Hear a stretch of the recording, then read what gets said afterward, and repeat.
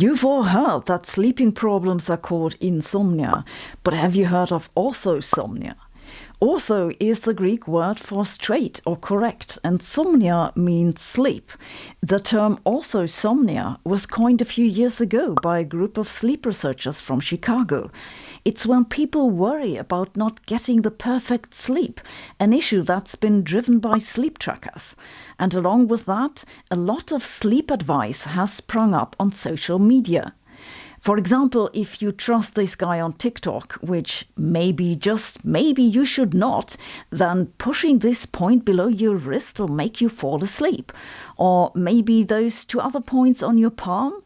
Or take magnesium. Elevate your feet. Sleep on your right side, presumably with your feet elevated. That sounds kind of painful. Or maybe try hypnosis. Or something with chamomile. And if none of that works, doesn't matter because you can live with only 2 hours of sleep anyway. Yeah, right. What do we really know about sleep? And what helps with sleep problems, according to science? That's what we'll talk about today. If you've had a stressful and long day, creating a relaxing atmosphere will really help you calm down. An easy way to do this is by using the Galaxy projector.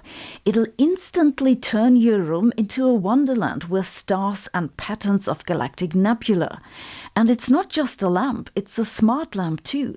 It comes with a phone app that lets you adjust the color and brightness and lets you pick different themes as well. It even works with voice control through Alexa or the Google Assistant. I've one of those projectors at home. They're super easy to use and don't take up much space. I find them both relaxing and inspiring, especially around this time of the year when the days are short and the nights are long and getting longer. They'll also make a great Christmas gift for yourself and all your space-loving nerd friends, so don't miss this opportunity because they're on sale right now. Just click on the link in the info below and check it out. Now let's talk about sleep. If you came here because you can't sleep, you're not alone.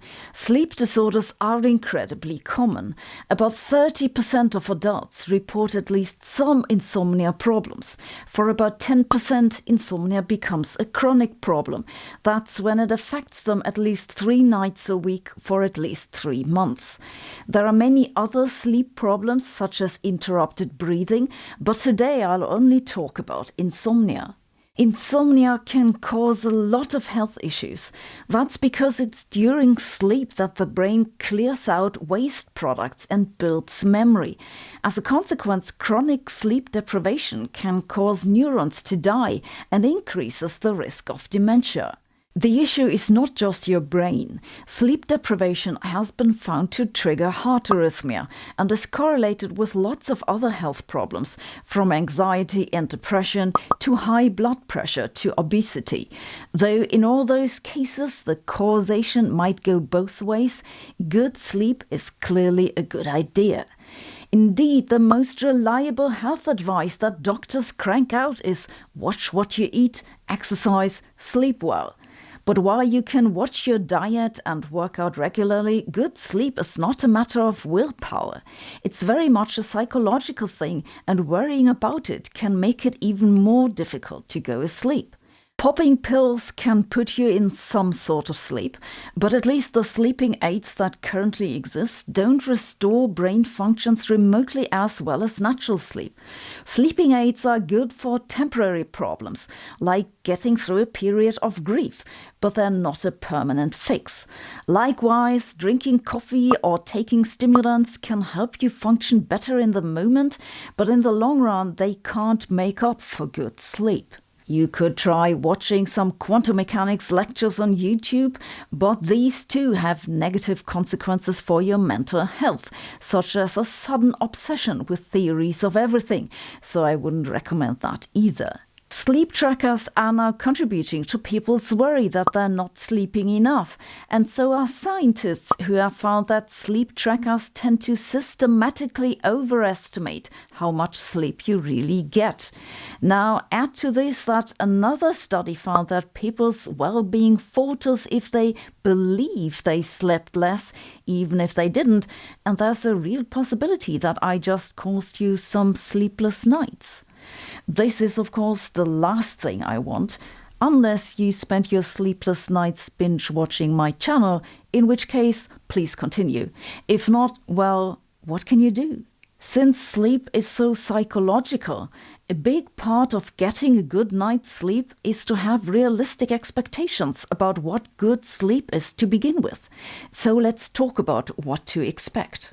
I used to think that good sleep means closing my eyes and waking up 8 hours later, a feat I haven't succeeded with since I learned to walk. I wake up around 2 or 3 in the morning most nights, and sometimes I can't go back to sleep because I worry that I woke up that early.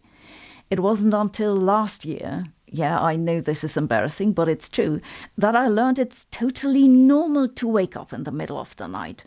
You see, sleep proceeds in different phases. There's light sleep, that's the sleep with rapid eye movements, REM for short. Then there's an intermediate phase, and then there's deep sleep. But the deep sleep doesn't last the entire night. One cycle of REM to deep sleep and back might take 2 to 3 hours, and we do 2 or 3 cycles per night. It's fairly common to wake up in the light sleep phase in between, and then go through another cycle. The next thing to know in terms of reasonable expectations is that how much sleep we need differs widely from person to person and also throughout life. Among other things, it depends on genetics, age, lifestyle, and overall health. The typical sleep duration for adults is between 7 to 9 hours. People who regularly get 5 or fewer hours of sleep are likely to pay for it by declining mental and physical health. However, there are outliers to both ends. Some people need less, some need more sleep than the recommended 7 to 9 hours. And older adults generally tend to sleep less than younger ones. Like getting older in general, this may not be a good thing, but it's normal. It's also normal to move around somewhat during sleep. The average sleeper moves around 40 to 50 times a night, and also those weird jerky movements that you sometimes get just before falling asleep are normal. Not being able to recall your dreams is normal too, and it's not a sign of either good or bad sleep. Not normal, however, is the ability to fall asleep anywhere, anytime. It's called hypersomnia, and rather than being a sign of healthy sleep, it's more likely a consequence of chronic sleep deprivation. By the way, this video comes with a quiz that'll let you check how much you remember. A few months ago, a group of sleep researchers looked at sleep information and misinformation on TikTok and YouTube. They found that misinformation was wildly more popular. The misinformation averaged more than 8 million views per video, while correct information from experts averaged just about 300,000. Yeah, I feel that. The problem isn't that experts are generally bad at making videos, at least I don't think so. The problem is that the truth is boring. And the truth is that there's no miracle cure for insomnia, no magical button on your wrist to push. There are a few things that sleep experts say reliably benefit sleep, but they make for poor clickbait. First and most importantly, your brain didn't evolve for streetlights and engine noise, so try to sleep in a dark and quiet place. Eye covers and earplugs are your friends. There's also that the body temperature slightly decreases at night, and a warm room can interfere with that, so keep it cool. The US National Sleep Foundation recommends bedroom temperatures between 18 and 21 degrees Celsius. And keep it well ventilated too, because a recent study has found that it helps a lot with sleeping through the night. Next issue is that your biological clock doesn't know anything about weekends, so try to go to bed and get up each day at the same time. Also, that might sound odd, but try to sleep at night, when it's dark outside. Research on night shift workers has shown that sleeping during the day means on average less sleep and lower sleep quality, and it brings a higher risk of health problems, including depression, diabetes, and breast cancer. Finally, try to be physically active during the day. Don't worry if it gets late. Several studies have found that exercising late does not impair sleep. Then there are the don'ts. First, avoid watching anything on a screen at least 1 hour before sleep. It's both because of the blue light that signals your brain to stay alert and because new information generally keeps your brain active. Though I guess some videos keep it more active than others. Avoid heavy meals just before bedtime and don't overdo it with alcohol either. Studies have found that while alcohol makes it easier to fall asleep, it disrupts sleep in the later stages of the night. Another don't is that if you can't sleep, don't stay in bed. Sleep researchers have found that it's better to leave bed and return only when you're tired. They say that makes it easier to fall asleep and improves overall sleep quality. And no, just lying in bed with your eyes closed doesn't clear your brain the same way as real sleep does. More likely, it's going to drive you nuts.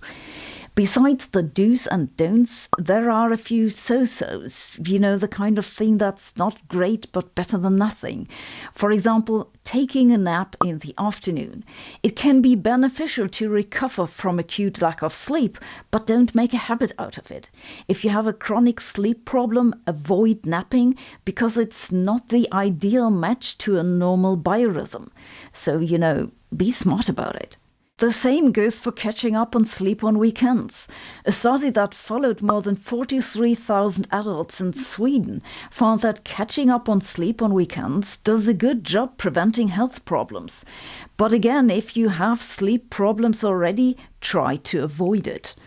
Generally, if your sleep problems are only occasional and not chronic, don't worry too much about it. We all have it every once in a while. While one night of sleep deprivation does cause some immediate problems, such as decreased cognitive performance and an increased risk of cardiovascular problems, scientists have found that once you get a good night's sleep, cognitive performance and health risks return to baseline. Okay, so that was a pretty boring list of do's and don'ts. Isn't there a tech fix? Something that you can buy to solve the problem. Sleep devices are hugely trendy. According to the Global Market Institute, the sleep device market has made over $17.9 billion in 2022, and it's projected to reach more than $95 billion in 2032. Alongside sleep trackers, especially white noise machines have gained popularity. That the noise is white means that the spectrum of frequencies it contains is flat. There are many natural soundscapes that are close to white noise, for example, wind in the trees or falling rain. It's a consistent sound that can mask disruptive noises, and that makes it very soothing. It's plausible that it could create a conducive environment for sleep. However, the plausible ideas are the ones you need to be most careful with. And indeed, in 2021, a group from the University of Pennsylvania reviewed the scientific studies on the topic. They concluded that the evidence that white noise aids sleep is of poor quality and insufficient. Some companies are selling other noise machines with slightly different spectrum, called pink or brown noise. Those haven't been studied for their effects, but I'm kinda skeptical. There's also recently been a study that found that glasses which filter blue light don't improve sleep quality, so maybe better save the money and support your favorite YouTuber instead. There are a lot of other funky high-tech sleep devices. For example, smart pajamas embedded with sensors to track changes in posture, or robot pillows that mimic a breathing pattern to help induce sleep. But there's no scientific evidence that they actually help you fall asleep or sleep well. Even more futuristic, scientists are exploring the possibility of dream management. Yes, that's right. They're looking for ways to program your dreams. In 2020, a group of researchers at MIT outlined ways of using sounds in virtual reality to influence what dreams you dream. It won't be long and you'll have to pay for ad-free dreams.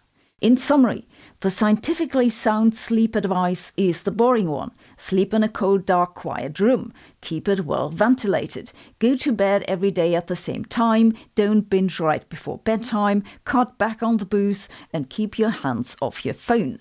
Given that I don't really follow any of that advice, I now think it's a miracle I don't sleep far worse than I do and feel much better. I wish you sweet dreams. By the way, I can only dream that everyone who watches our videos could help us produce them because, they don't make themselves, unfortunately. If you want to fulfill my dream, go check out our new quiz app. If you sign up, that's an easy way both to support us and to get more out of our videos. So it's a win-win situation. So go and check it out. Thanks for watching. See you next week.